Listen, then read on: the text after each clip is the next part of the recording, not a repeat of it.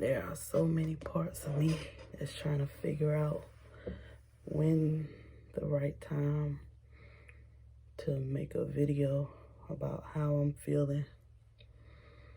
And the truth is, I don't think there's gonna be a right time.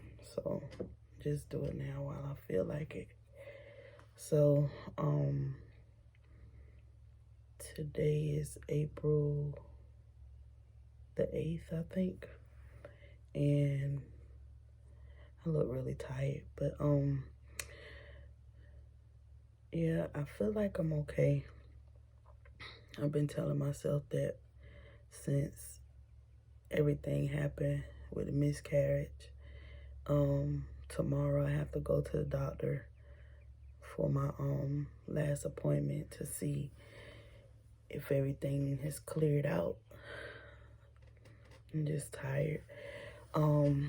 But I don't know. Emotionally it's up and down. Some days I'm okay. Some days I'm really sad. And then some days I just don't want to be bothered. Some days I just want it to just be me and my honey, just cuddled up with him. I'm trying to like find the balance so that I can be what I need to be for my kids and, you know, still function in the household. But for the most part, I am okay. I am okay. I'm still grateful. I'm still grateful to God for the opportunity of even being able to be pregnant.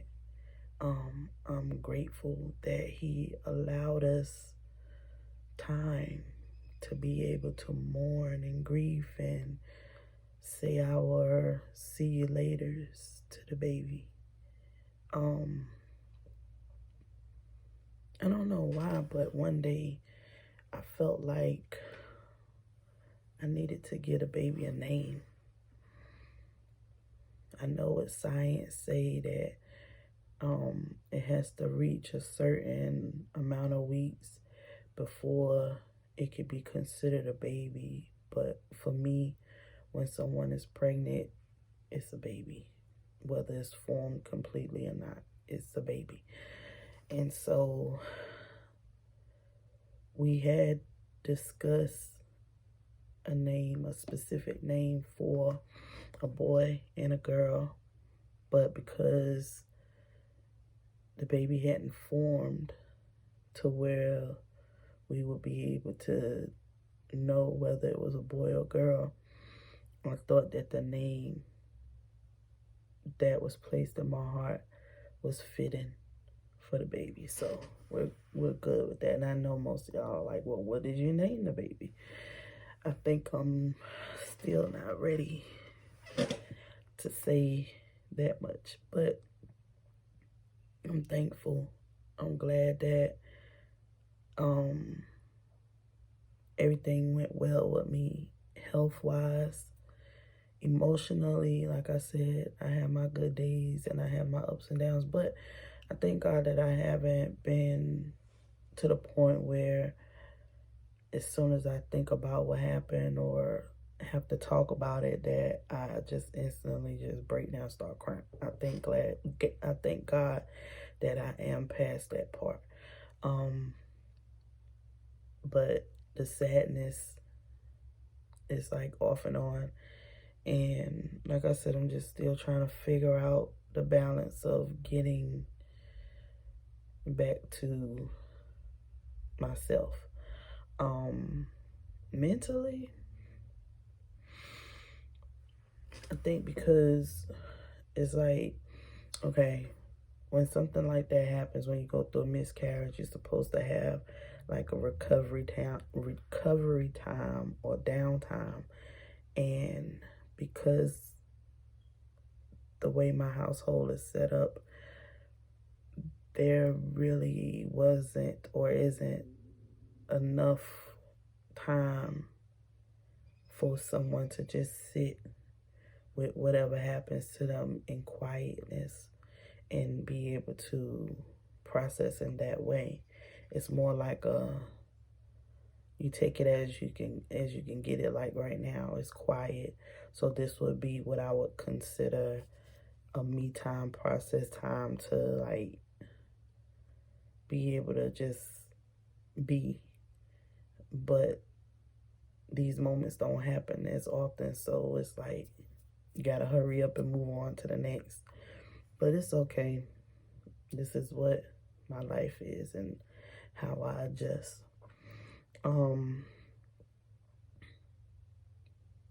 I do thank those of you that did reach out to me and let me know that I wasn't alone in this process. I know a lot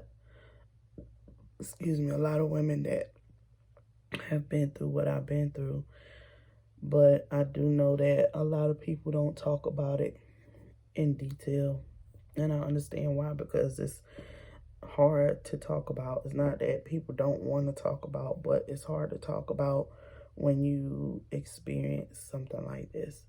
So the type of miscarriage I had was called, and I learned this just by like researching myself.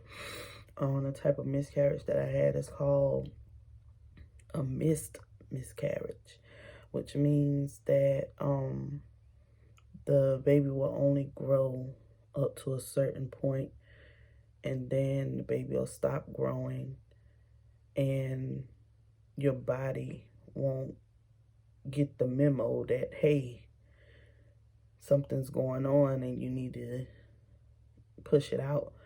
So in my case, the baby grew up to 6 weeks and 6 days, and then 8 weeks later, I'm still pregnant, but not knowing that the baby had stopped growing at 6 weeks. So I made it all the way through to 14 weeks, complete 14 weeks.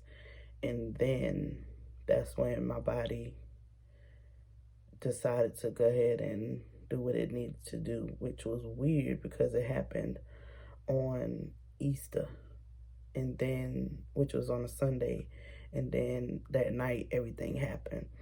But within that window, we were still thinking that I was, that the baby was still growing, and I'm at 14 weeks.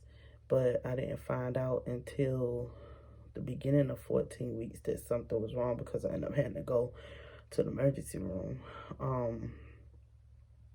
I'm grateful because even though after we found out, we still had a week to process what was going on and what was going to happen. I didn't have much pain. It felt like cramping. And it was quick. Once it started, it was quick. But overall, I'm okay. Just ready for the physical part to end so that I can kind of like get my mind together to move forward. Trying to think what else. I don't know what else to say concerning what I experienced, and I can't speak for my husband because I don't know. Well, I kind of know how he feels, but that's for him to talk about. But I'm grateful that he's been here. He has been very supportive. He's still catering to my needs and making sure that I'm okay. And it's weird because while he's worried about me, I'm worried about him, because I do understand that even though I'm going through it physically, we both are going through it mentally and emotionally. So we're both making sure we're okay, that each other's okay. And like I said, for me, it's just finding the balance so that when I do get upset,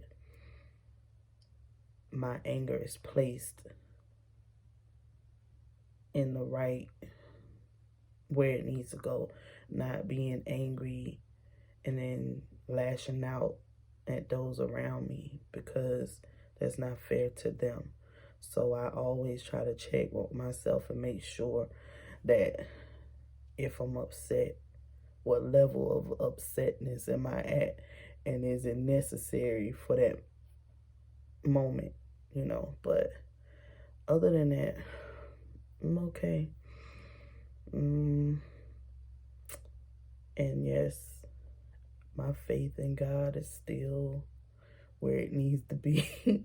I can't be mad at God, even in thinking about it. Like, I cannot be mad at God because he blessed me in such a way where it blew my mind concerning my heart's desire, that at some point I was convinced just by what I saw that my body couldn't perform this thing. That's what I was over it, and I just started believing that I couldn't. I would even say it. I can't get pregnant.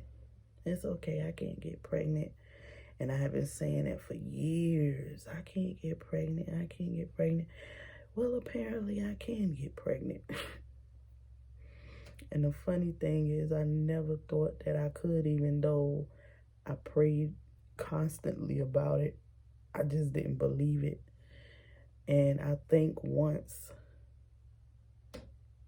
I started to just put my faith completely in God and stop telling him, I want to get pregnant, but I don't think you can do it. I didn't actually say that to him, but when you don't believe something, it's kind of like telling God that he can't do it. So for me, once I stopped doing that, then it happened. And I trust that God will allow it to happen again if he see fit. At this point, I'm on his time and what he wants to do. And I'm learning to give patience to him in my waiting on him, and stop just saying I'm waiting on God and then get impatient because he's taking too long type of thing. So yeah, I'm still grateful. I'm still happy and excited about the fact that that my body was able to show me that it can do what I said or thought it couldn't do. I'm excited for whatever next big thing God got for me, because I still believe that I am in my very good season. And I still believe that he is still doing whatever it is that he's doing, you know, in this season of my life. Yeah, like I said, I'm just tired a lot more today than normal.